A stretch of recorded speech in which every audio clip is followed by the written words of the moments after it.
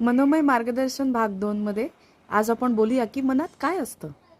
मनात नेमकी काय असतं. तर मनात काही भाव असतात, काही रस असतात. कोणते?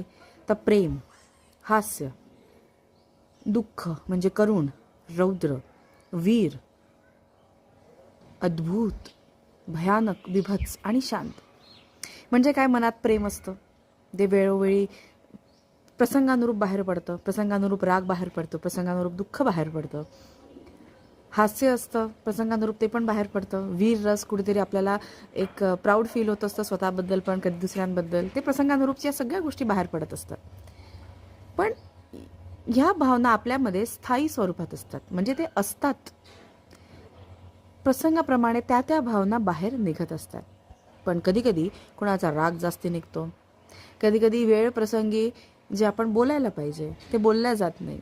काही व्यक्ती असतात ज्यांचं मनातल्या मनातच राहतं. तर मनात या सगळ्या गोष्टी असतात. पण त्याचा वापर आपण कधी कमी जास्त प्रमाणात करतो आणि कधी चुकीच्या ठिकाणी केला की मग होतात वाद. तर या सगळ्या भावना हवा त्यावेळी बाहेर निघायला पाहिजे, तरच हे मन व्यवस्थित कार्य करत आहे असं आपण समजू. नाही तर मनात भरपूर गोंधळ झाले आहे आणि नेमके जे बोलायचं ते राहून जातं. असं होतं का तुमचं पण?